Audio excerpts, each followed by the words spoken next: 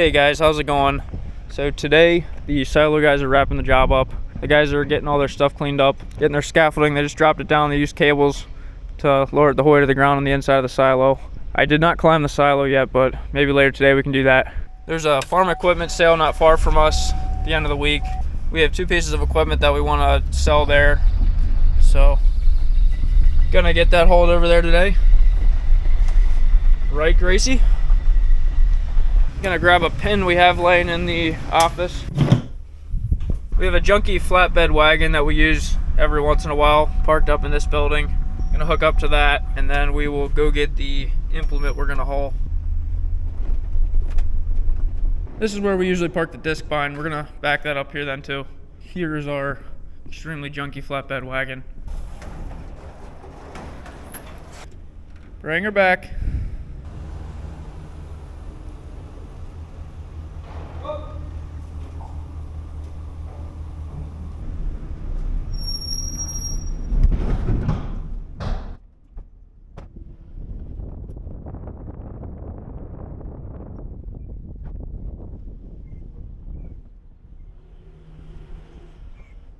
Drove to the neighboring farm where we keep our older heifers. We are going to sell our 3-point disc bind. Bought this a few years ago, didn't really work out the way we were thinking, so decided we're not needing it anymore.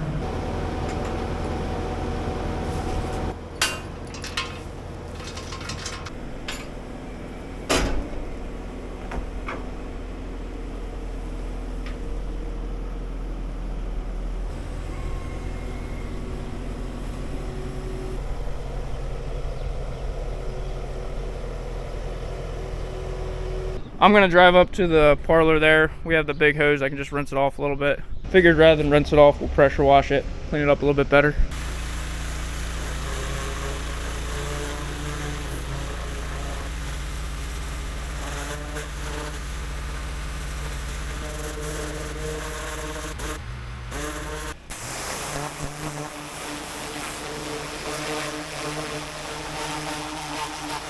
My dad's gonna park our other disc bind in the barn. Those of you who have been around for quite a while might remember when we first bought this. So our other disc bind, it's got those heavy metal rollers in the back, conditioning rollers that crimp the crop, beat up the stalks. We were at a farm meeting a few years ago before we got those better rollers on that mower. There was a guy there speaking on trying to get these spring crops to dry down, and he was saying if you can just mow it and not crimp it at all. The idea was when you mow it off like that, the plant doesn't really die right away, and the sun kind of wicks the moisture up out of the stalk. If you mow it in the morning on a sunny day, it would kind of pull that moisture out and be dry. The guy was saying by the end of the day, you should be able to chop stuff you mowed in the morning. We didn't really have good success with that. Just didn't really dry the way we needed it, and then we go ted it, and that would beat the stalks up anyway. We've kind of gone the other direction now and realized we need to crimp it extra hard, and that really helps to beat those stalks up and it dries out better. I've actually heard some people say now that crimping is better, kind of stops that respiration process, keeps the sugars in the plant better, or I'm not sure. The nicest thing with this mower is just how narrow it is when you're in transport, because it folds right up behind the tractor. If you're going down the road or if you want to get into a narrow gate, it's pretty nice. There's one other thing we want to sell. It's our tedder back here. Gotta get the manure spreader out of the way.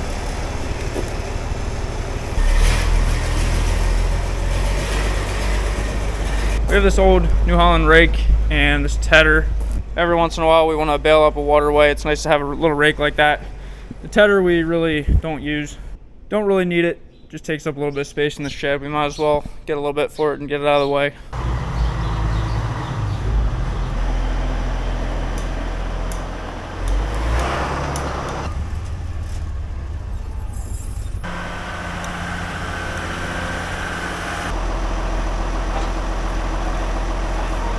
Put it at the neighbor's place so it's out of the way at home.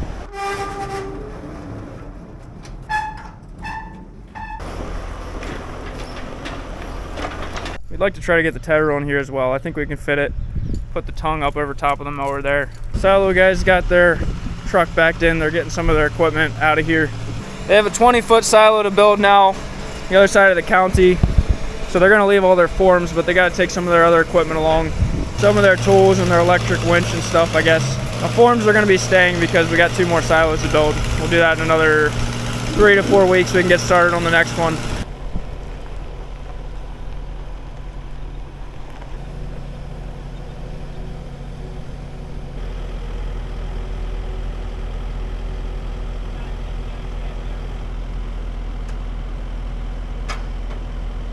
Got it strapped down pretty good. It's gonna be back roads to the sail, so we'll just take it easy.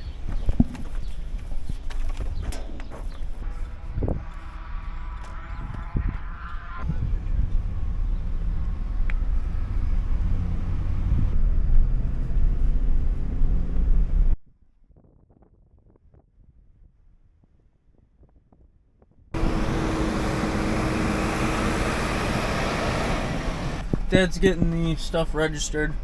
We got that equipment dropped off. My dad's getting started with the cow feeding now. The silo builders just finished getting everything cleaned up. They are moved on to the next project. They'll be back in a few weeks. So there she is, completely finished. It should sit empty at least a month to let it cure. Now the stuff on the bottom's already been sitting for a few weeks, but that's good. It'll have a little extra time to solidify. So we got our little mini ladder up to the door into the side of the chute.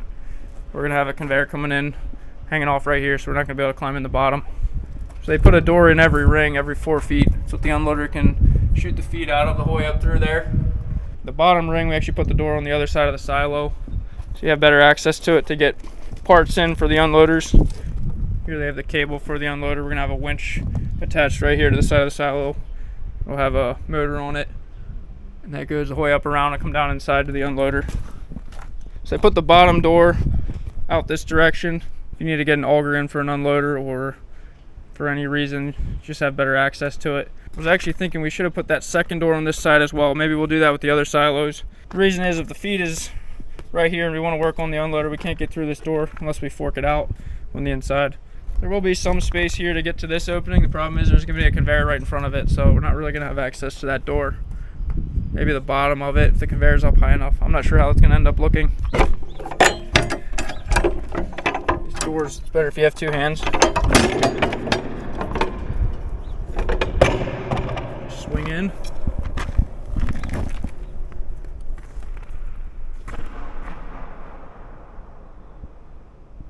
One thing that's nice in these silos, they put a skylight in the middle of the roof. Our old silos, they get pretty dark. We're not going to pour a floor in the silo. The reason is because when we bring that unloader down, we do not want to hit the concrete, whether it's the footing or a new concrete floor. We're gonna have to make sure we're careful to stop that unloader, not let it keep running past. Pretty much this door will be the mark. Once we're below this door, pretty much just stop. Because we don't want to damage the auger and have metal bits get thrown in the feed either. That'd be another bad thing. I guess you can upgrade to a poly door. We didn't do that, but these will need to be replaced. After quite a while, they could start to rot out on us. One thing they did on this bottom ring, put a little pipe through the wall. It's a little bit of relief there at the bottom. If there's juices, some pressure building up in there, we can let the juice flow out the bottom of the silo. We can attach a pipe to that and collect it out here. It's one thing with these big silos, they're gonna definitely pack extremely hard on the bottom. We're gonna try to err on the safe side this year. I don't know how it's gonna work out, but gotta get the feed in dry, somewhere around 50 or 55% on the bottom. And then up towards the middle, 60%. At the top, 65 is okay. That packing is good. It'll make great feed, but you just don't want it to be too wet. It makes a big mess, and it's hard on your silo to have all those juices eating away at the concrete. All right, I think it's time that we climb this silo, see how tall it really is. So we got the outside ladder. They have a cage on it now, so I'm comfortable climbing it. There's 2 ladders on the silo. There's one on the outside, basically just for when you're filling it, and then you got a ladder inside the chute. The doors have rungs on them. You climb up there to move your unloader down.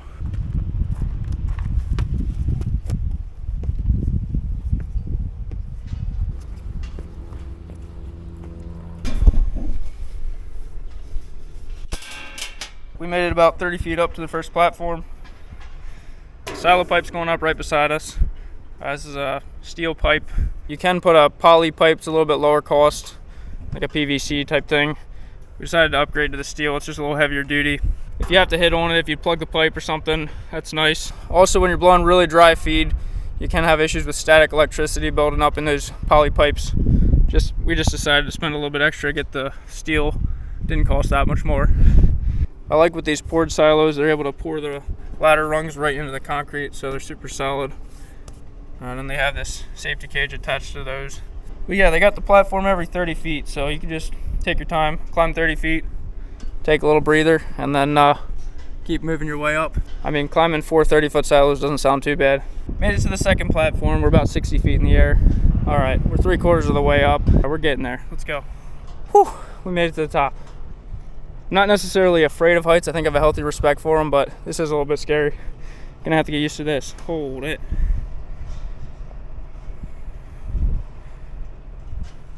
I did climb a 132-foot silo at another farm in Lancaster County. I gotta shout out Jeff Rohr for letting me climb theirs. So I have climbed a silo this tall before. I knew exactly what it was gonna feel like, but man, it's just insane to look down on those other silos. We're looking pretty much eye to eye with the neighbor's grain leg over there. It's 140 feet or something.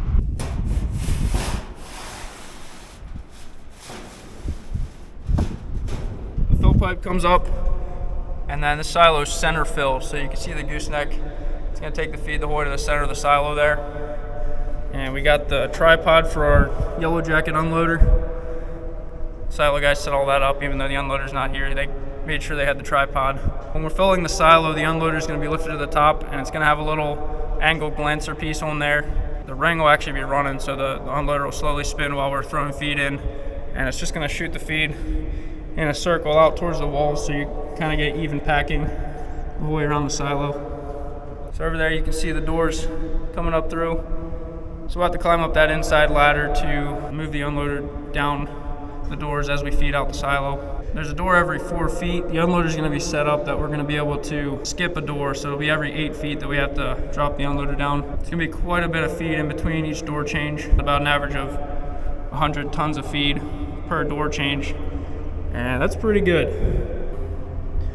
So yeah, this tripod that holds the unloader, it takes that single cable that we looked at on the outside. It comes up right there, splits into 3, so then you have 3 different cables then that run down to hold the ring for your unloader. So your unloader suspends over the feed, and it stays level. You lower it down. It's all held up by this tripod at the top. There you can see the skylight right in the middle. Lets a bunch of light in during the day. That's nice. So you can see these poured walls, 6-inch thick wall. That is a heavy bit of concrete right there. Got a bunch of steel in it.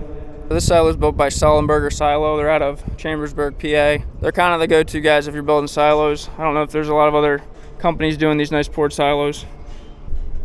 And that is just a cavern. Should hold 1,600 tons of feed, 1,600 strong.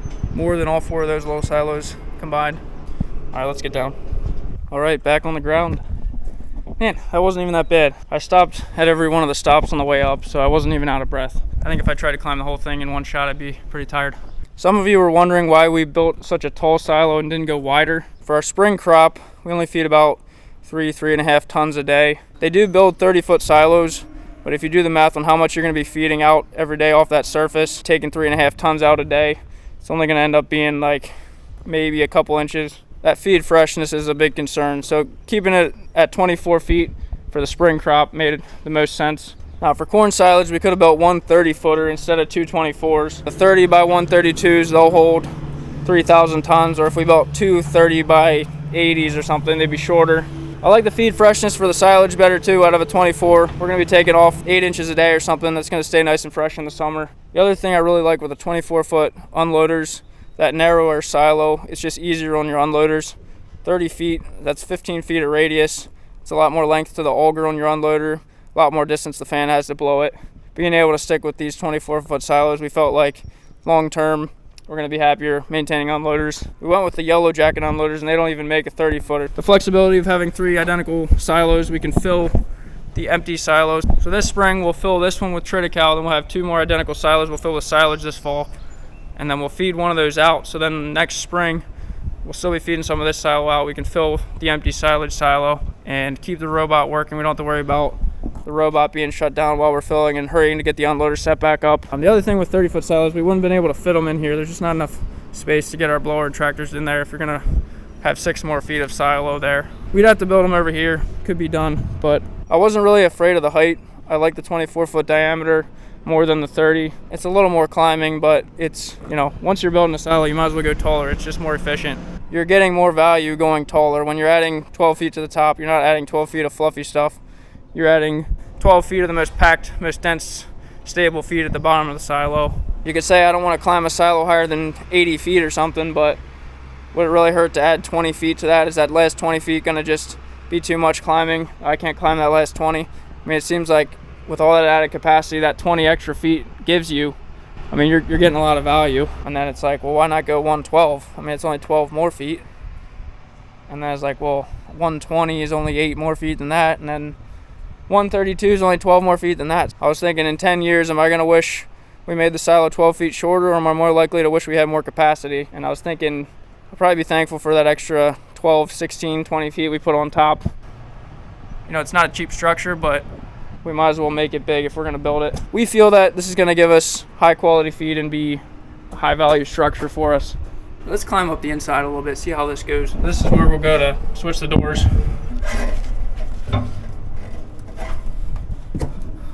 You got to be a little careful in these chutes when there's no feed in the silo, because the doors can swing in if they're not latched correctly.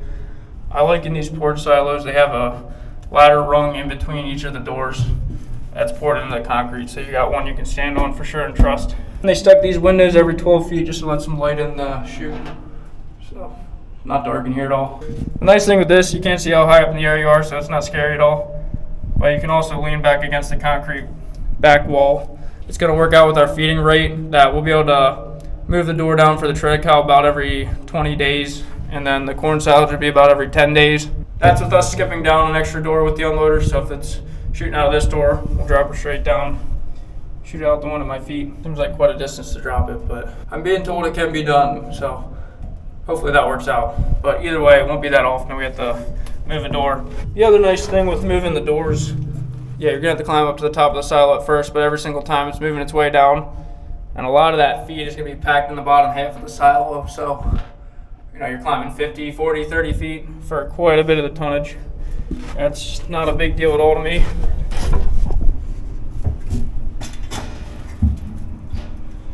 Just climbing out here. I'm happy with how the silo turned out. Excited for us to fill it this spring. It's gonna be a learning experience, but it'll be fun. We gotta get electric run and get the unloader set in it. We have about a month to get all that figured out. We're gonna run 3-phase power from our dairy barn. We gotta dig a trench, bring that over to this building, because we just have single phase power, and the unloader is going to be run with a 15 horse 3-phase motor, so I figured we'll just get the 3-phase out of our dairy barn. Hey guys, so it's the next day. We're just reorganizing our shed a little bit now. Put the hydrated lime over by the sawdust. We're going to back the drill into this corner now. We only use it in the fall so it can sit in the corner out of the way.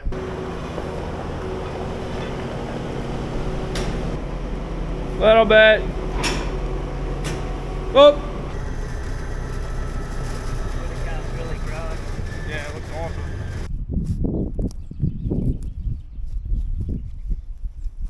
Starting to think about when we can haul our liquid manure on some of these fields that we want to plant the early corn into. So this was a soybean field last year. We came in late and planted some cereal rye for cover. This will not be a spring forage field, so we're just gonna spray and kill this rye and then plant our corn into it. We've had some good weather the last week, and we got a few more good days of dry weather.